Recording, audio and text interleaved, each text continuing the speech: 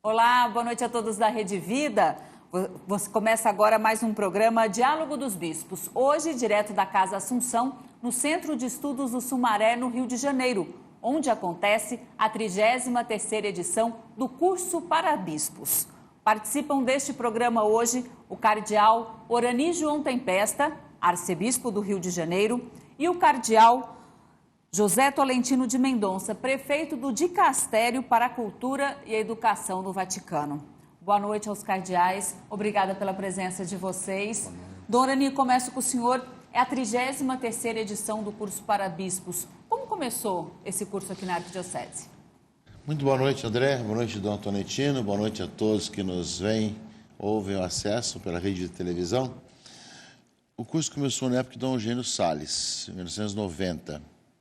Foi uma ideia de Dom Homer, tem atualmente 92 anos, está aí participando desse encontro. Ele deu a sugestão na reunião dos bispos daqui do Rio de Janeiro de ter realmente uma formação permanente para os bispos aqui no Rio.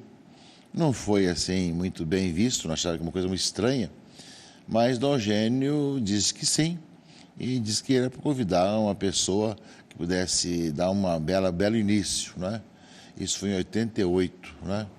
E aí Dom Homer foi para a Europa e conversou com o cardeal Ratzinger, né, na época, e o convidou. Ele só podia 2 anos depois, né? Então marcaram para 1990, acho que em julho, se não me engano, né, esse primeiro encontro, que até deu um livro depois, né? O cardeal Ratzinger escreveu sobre a igreja, sobre o texto que ele falou aqui no Rio de Janeiro.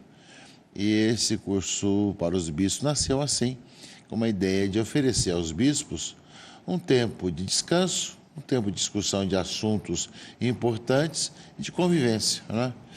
Isso com Dom Eugênio, depois de Dom Eusébio, e agora continua levando adiante também.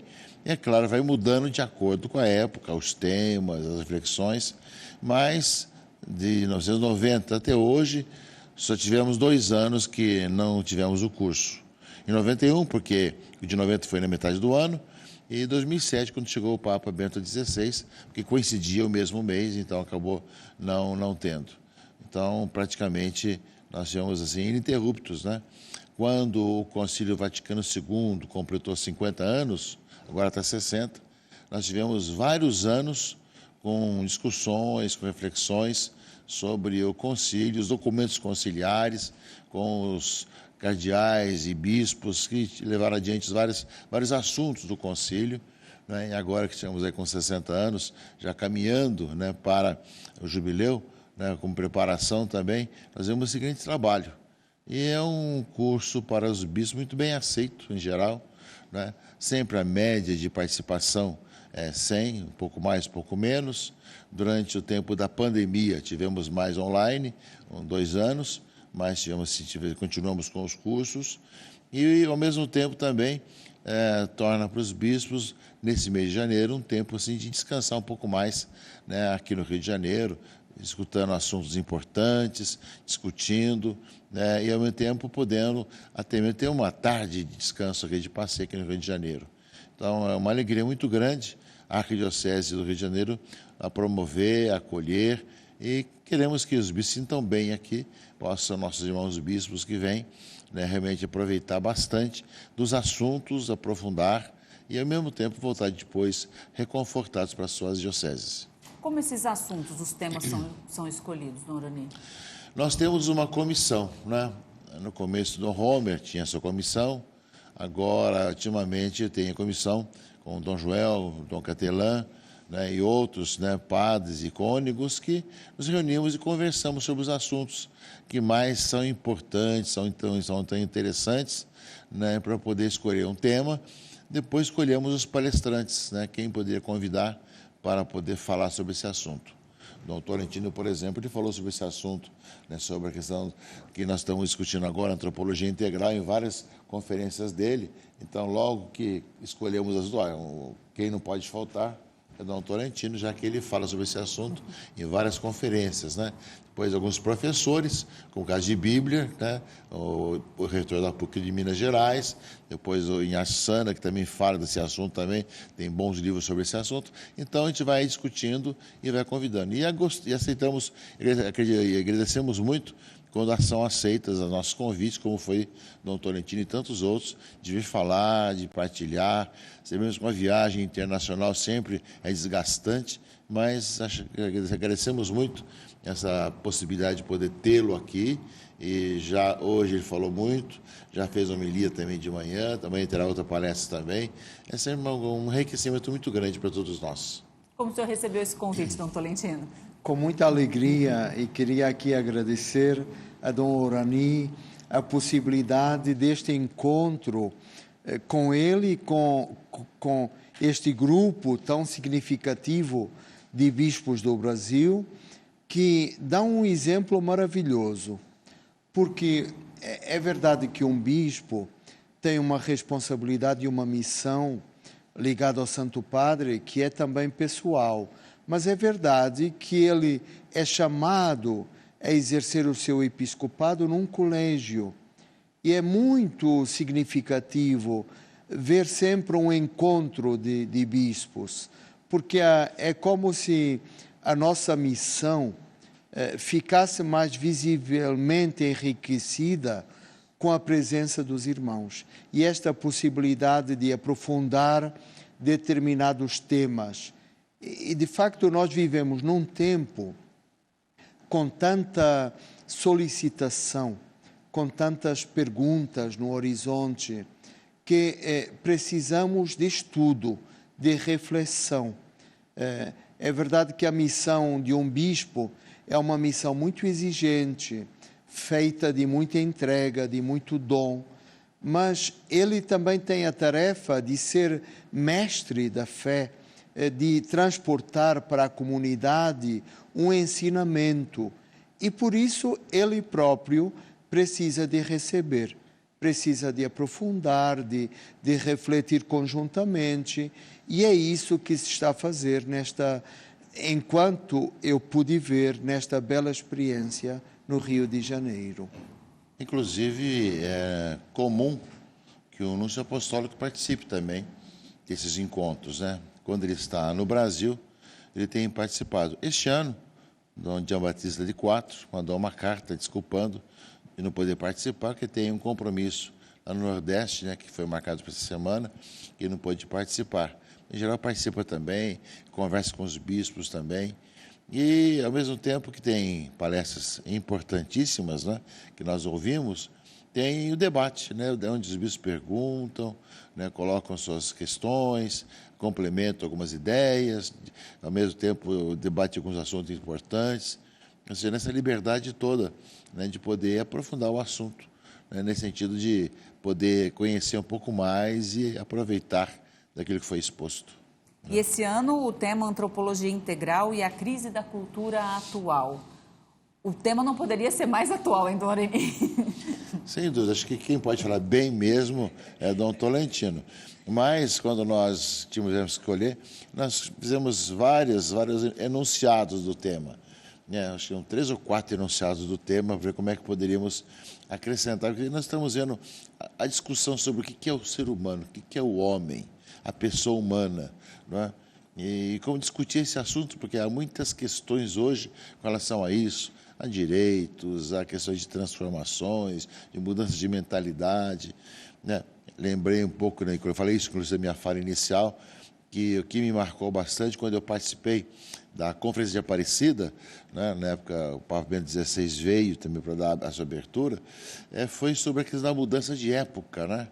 E depois no documento, né, que nós elaboramos em Aparecida, fala que é uma mudança que é cultural, ou seja, uma maneira de ver diferente, de enxergar diferente, né? Então, isso, quando, depois de um tempo, estive numa reunião do CELAM, da Conferência Episcopal Latino-Americana, a gente falava de todas as várias conferências e, de uma certa forma, não com a mesma palavra, mas de outra maneira, falava de que já se falava muito dessa mudança de mentalidade, mudança de época, transformações, e que nós devemos estar preparados para poder realmente dar resposta a tudo isso daí, não é? Como é que ele iria trabalhar nesse aspecto todo, não é? E isso tudo, vamos sentindo isso na pastoral de cada dia, no momento de cada dia, né? Então, quando nós começamos a elaborar a questão do tema, nós vimos um pouco sobre isso, né? Ou seja, é um tema muito importante hoje, que nós temos resposta, é claro, a própria igreja dá, mas precisamos debater um pouco bem como pastoralmente, intelectualmente, compreender e, ao mesmo tempo, trabalhar esse assunto, né? É uma coisa depois que cada bispo que participa vai ver como vai fazer isso, porque isso não sai com receita pronta, né? É uma discussão que cada um vai depois levando no coração. Como o senhor trouxe essa palestra para os bispos brasileiros, Dom Tolentino? O senhor dividiu a sua conferência em duas partes? É verdade. Uma primeira parte de diagnóstico, olhando para a realidade hoje e para a experiência que todos fazemos do que é a cultura contemporânea, porque nenhum de nós está fora da cultura. E essa tomada de consciência daquilo que se vive é muito importante.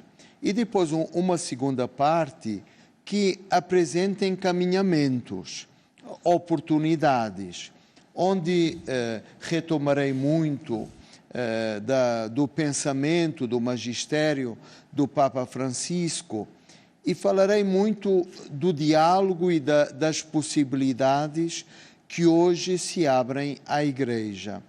É interessante o que diz um filósofo alemão contemporâneo, Günter Anders. Ele diz: hoje todos nós somos os nossos próprios antepassados. Quer dizer, cada um de nós já viveu, mesmo tendo 20 anos, 30 anos ou 80 anos, já vivemos todos coisas tão diversas. Já sentimos tanto que o tempo passou, que verdadeiramente precisamos de uma reflexão, porque não apenas o tempo passa, não apenas se introduzem novas invenções, novos artefactos, tanta coisa que há 10 anos não existia, há 5 anos não existia e agora faz parte dos nossos cotidianos. Mas a coisa importante é como tudo isso, que a gente pode descrever simplesmente como técnica, como tecnologia, nós percebemos que tem um impacto muito forte na nossa humanidade. A gente pensa, por exemplo, num celular.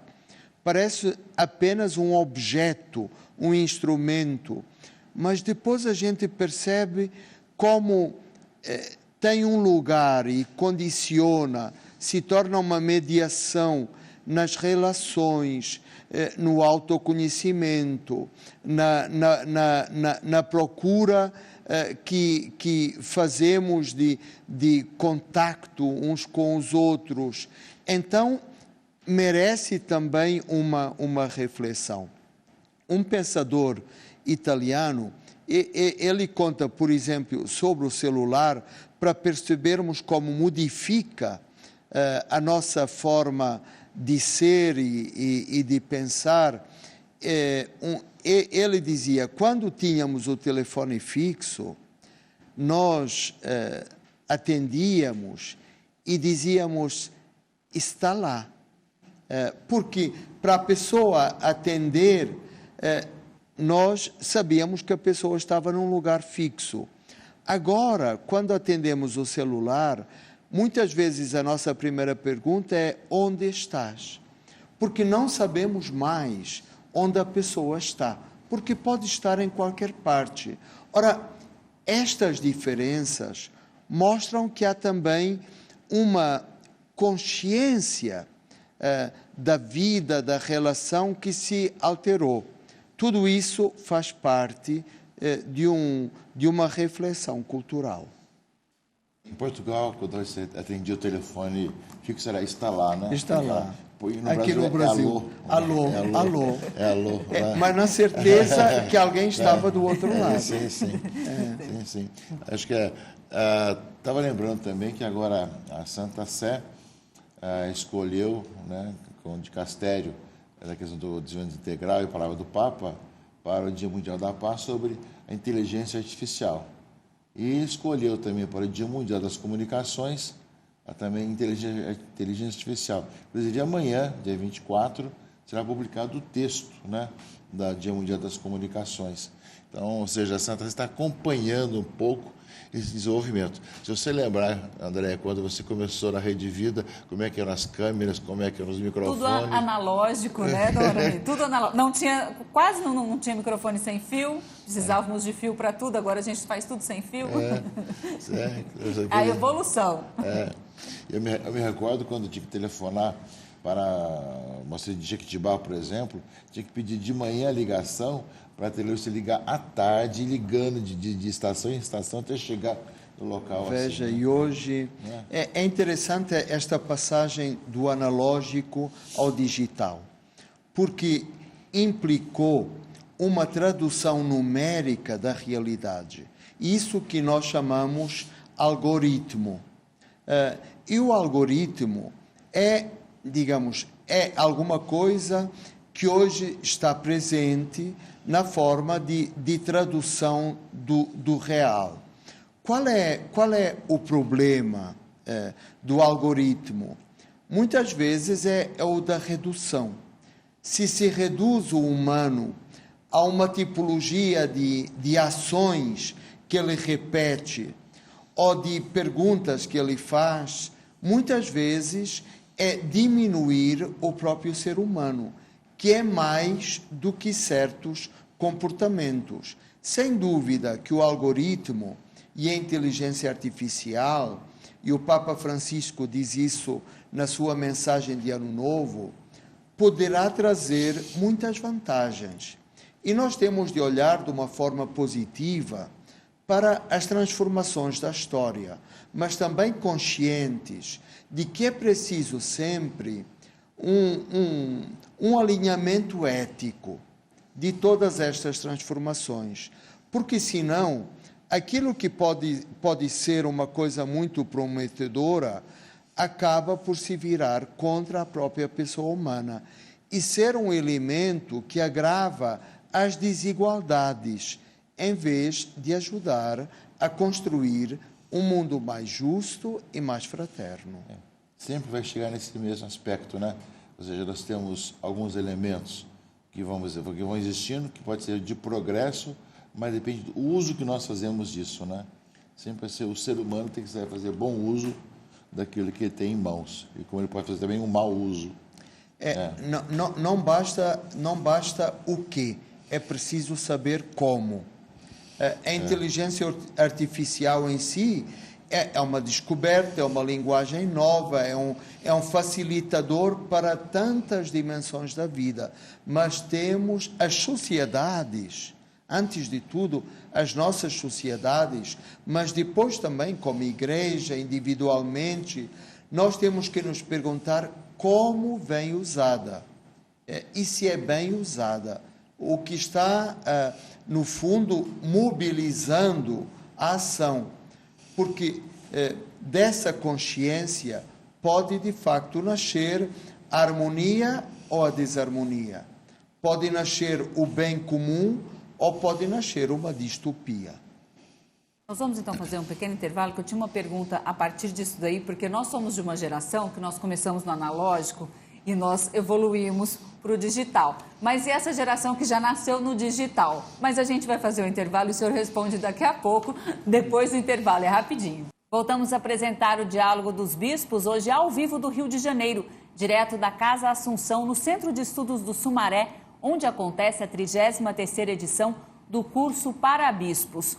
Nós conversamos hoje aqui com o cardeal Orani João Tempesta e com o cardeal José Tolentino de Mendonça, que dizíamos, inclusive, da era analógica e da era digital e de como usar isso de uma forma ética.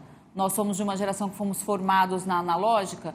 Como essa nova geração que já é criada e já nasce no digital, como que a igreja pode passar os princípios cristãos para essa geração? Usar bem esse tipo de tecnologia? Eles são chamados os nativos digitais. E a primeira grande diferença é que enquanto quem transitou do analógico usa os meios digitais como um instrumento, enquanto que os nativos digitais olham para o digital como um ambiente, um lugar onde se encontram, onde partilham as emoções, não é mais apenas uma mediação. É como um lugar do mundo, um lugar do seu próprio mundo. E necessariamente a relação é diferente.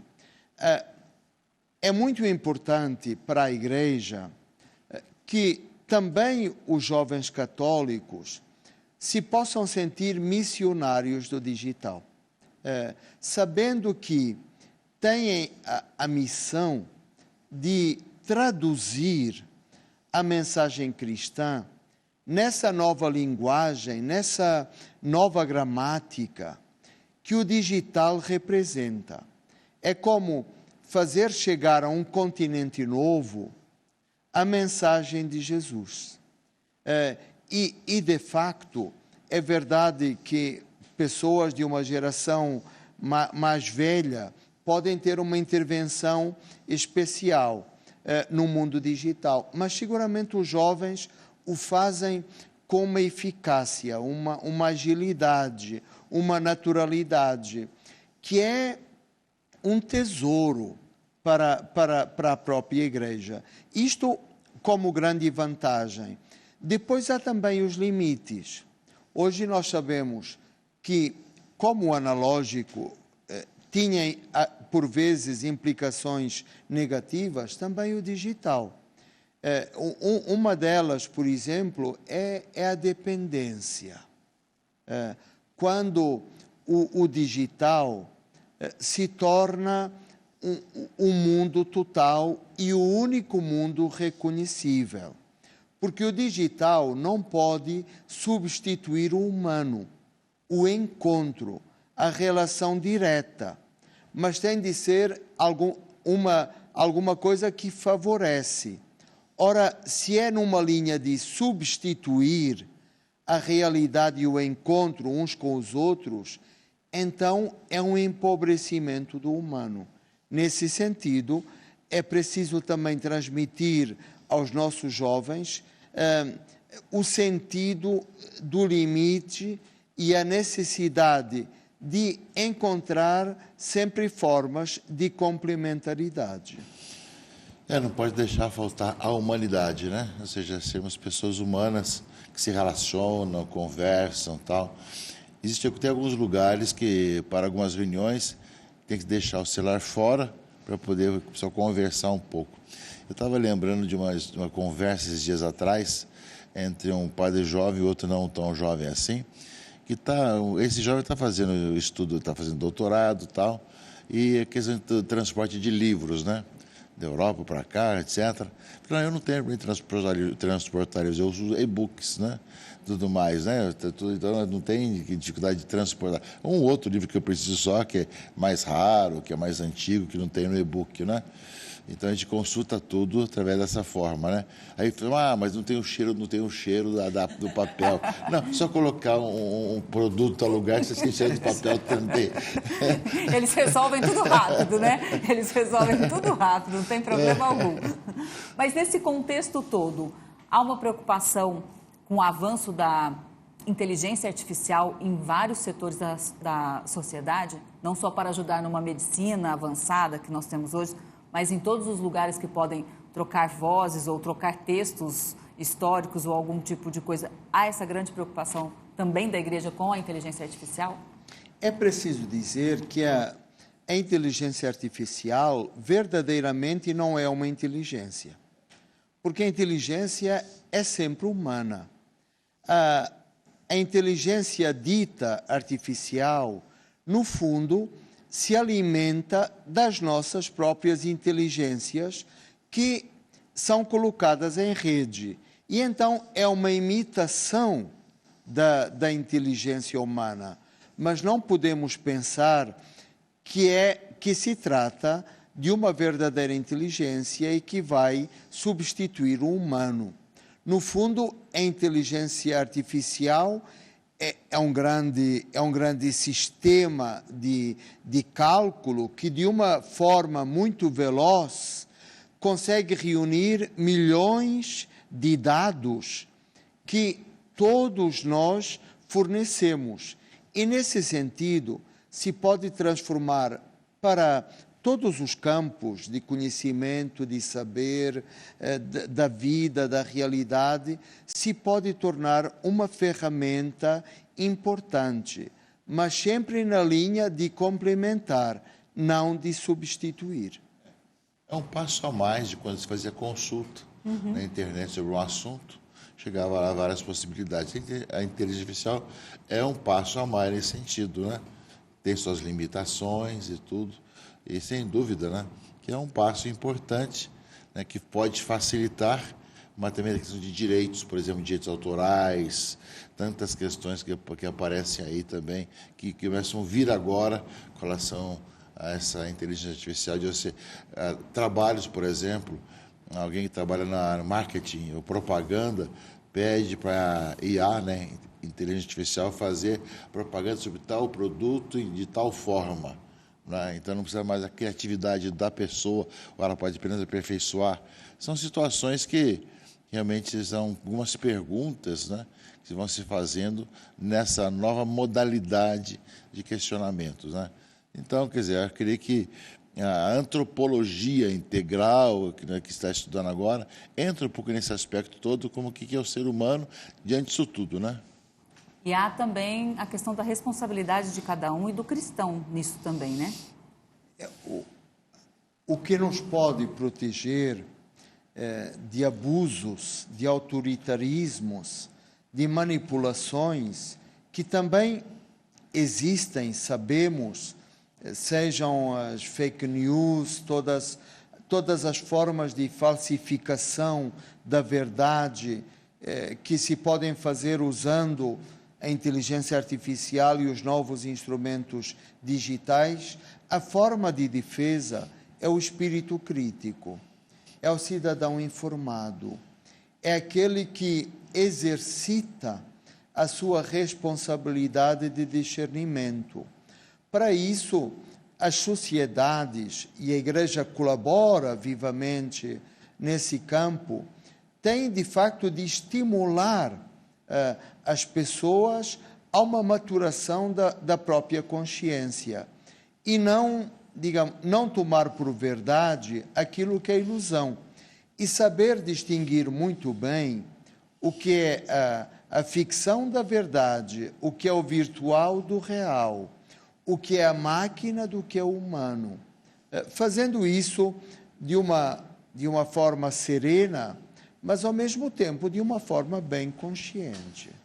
Fica bem mais difícil hoje saber o que é verdade, né? Porque você pode ver uma pessoa falando, mas não é ela que está falando, é a mesma voz, mesmo rosto, mas é todo um texto que não é dela também. Então, situações assim. Tem a questão de utilizar voz e figura de falecidos, saber conversar com as pessoas. Então, é toda uma questão bastante complexa hoje, né? Como saber qual que é a verdade diante de uma coisa que você vê, né, ali na internet. O rosto, a voz, situação e tudo mais, como se fosse a verdade e não é verdade. O importante é sempre estar estudando e acompanhando e deixando esse tema, como toda a sociedade está discutindo, a igreja também. E o Papa Francisco deixa isso muito claro, né? Agora na mensagem, no dia 1º de janeiro, ele sempre está tocando nesse assunto da inteligência artificial também, né, Dom Tolentino? Eu penso que é o tema do momento. Do ano passado, de 2023, quando se elegeu o que foi o tema do ano, foi a inteligência artificial. Mas não foi apenas de 2023, será nos próximos anos o argumento, porque vai certamente alterar, modificar muitas formas de resolver problemas. E vai potenciar muito e vai também criar muita criticidade que nós temos de acompanhar, iluminar, procurando sempre que o ser humano seja salvaguardado, que a pessoa humana seja protegida.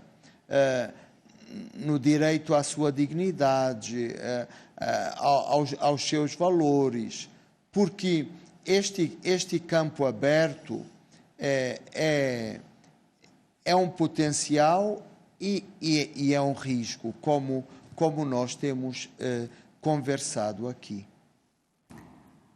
Aqui nesse tema, a antropologia integral e a crise da cultura atual, poderíamos dizer que a crise é uma mudança, mas ela pode ser também não necessariamente é uma coisa ruim. Pode ser uma grande oportunidade. Aliás, a palavra crise, que tem a ver com juízo, quer dizer precisamente isso. Pode ser uma problematização do caminho. De repente, alguma coisa é posta em causa. Aquilo que é um dado adquirido não é mais. Se levanta uma grande questão e ali é preciso parar e refletir. Mas, ao mesmo tempo, há tantas oportunidades, há uma revisão de modelo, há uma transformação de paradigma que pode constituir enriquecimento. Porque nós precisamos de um balanço de duas coisas. Nós precisamos de tradição, porque uma sociedade não pode viver sem memória. Sem memória, nos tornamos amnésicos, perdemos profundidade, precisamos de uma história, de um passado. Temos de olhar no espelho e reconhecer a nossa própria história. Nesse sentido, as sociedades precisam acarinhar a sua tradição, a sua memória, mas também precisamos de inovação, de abertura ao novo, de encontrar novas formas. E isso implica uma abertura, uma confiança, uma disponibilidade para aprender, para continuar a fazer o caminho.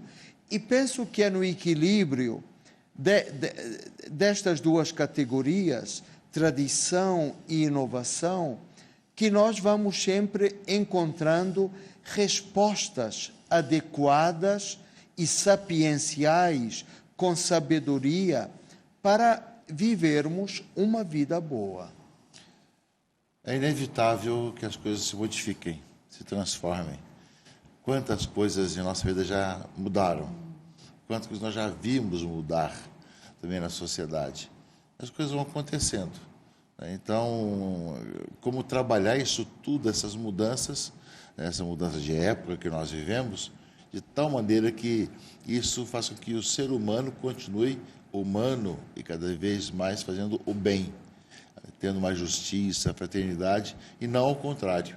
Acho que o grande dilema é esse, né? Ou seja, de como fazer com que todo esse progresso, imensa mudança que existe, e que não tem como você voltar atrás, mas que você possa utilizar para o bem e não ao contrário.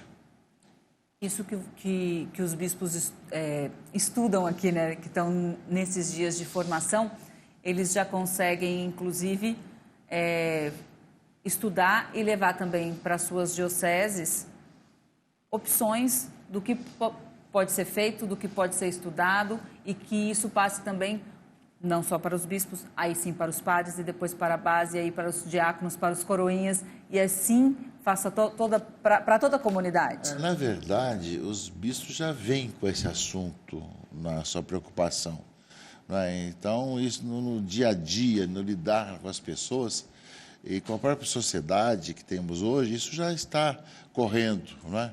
Então, quando nós temos um especialista que nos ajuda a iluminar alguns aspectos, e nós temos vários especialistas que estão intervindo nesse nosso encontro, né? Então, dessa forma, ajuda a vir à tona muitas questões que já vivem, que já acontecem, né? Que, de uma certa forma, têm soluções já realizadas e soluções por realizar.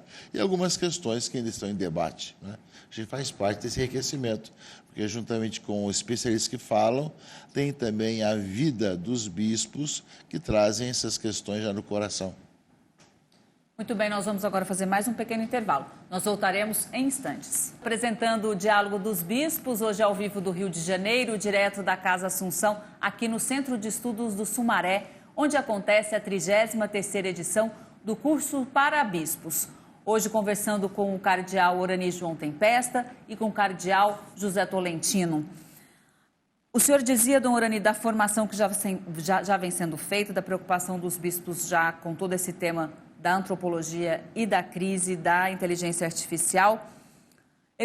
Os bispos, vocês bebem direto da fonte, já na encíclica Fratelli Tutti. Poderíamos dizer que é uma encíclica sobre o ser humano, é uma encíclica antropológica? É claro que é, sem dúvida, né? Inclusive a próxima campanha da fraternidade sobre esse assunto, né? A campanha da fraternidade e amizade social. E tem como lema, vós sois todos irmãos e irmãs, né? Estamos próximos da Quarta-feira de Cinzas, né? Daqui 4 semanas estaremos aí na Quarta-feira de Cinzas e a próxima campanha baseada na Fratelli Tutti, né? Vivemos numa sociedade em que nós somos chamados a ver o papel da igreja. As pessoas sentirem-se irmãos e irmãs uns dos outros por causa do batismo, serem também aquelas que transbordam para a sociedade, que nós somos criaturas criadas por Deus, de tal maneira que possamos fazer desse mundo um mundo de irmãos, pessoas que se queiram bem, irmãos no bom sentido, de se ajudarem mutuamente, né? Então, sem dúvida que o Papa Francisco, nesse documento, dá esse passo muito importante diante das guerras, diante das divisões, do ciúme, dos problemas que existem no mundo, inclusive da fome, da miséria, de pensar sobre isso. Nós somos apenas um grãozinho de areia nesse universo e não sabemos fazer desse mundo um mundo melhor, de irmãos, né? Eis aí o desafio. É muito interessante, continuando o que dizia tão bem Dom Orani, que, por exemplo, a liberdade e a igualdade são coisa de lei. Se a gente pensa nos direitos humanos fundamentais, na Constituição dos nossos países, nós vemos como todos os homens nascem iguais e nascem livres. A fraternidade, porém, aparece como uma espécie de suplemento.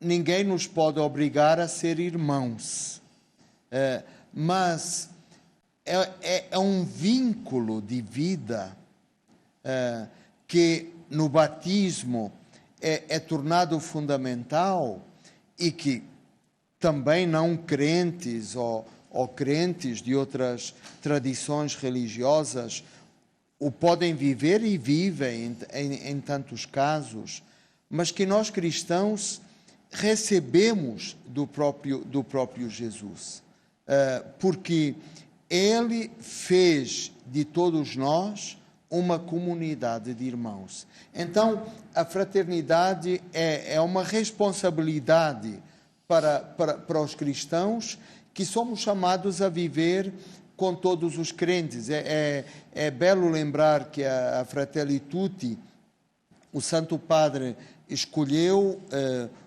um imã da tradição muçulmana para fazer esse diálogo sobre a fraternidade universal.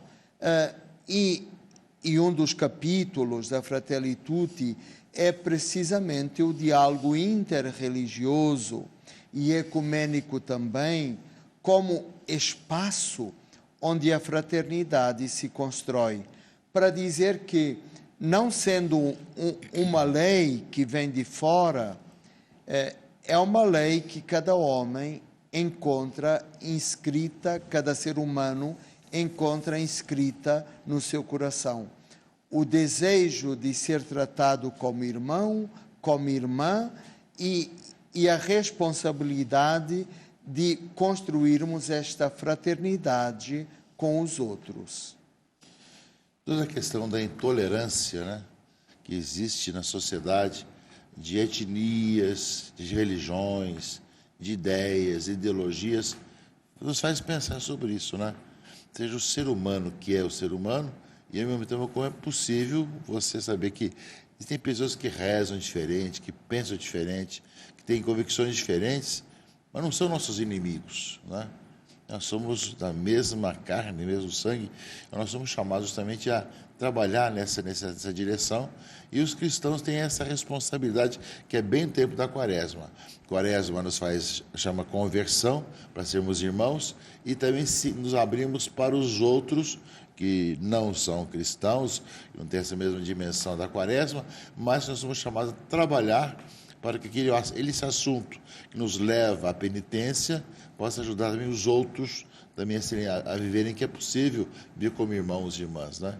Então, as intolerâncias e guerras e matanças e tantas coisas que existem, nos faz pensar sobre isso, né? A nossa responsabilidade de conversão para podermos transbordar para os outros, contagiar essa sociedade.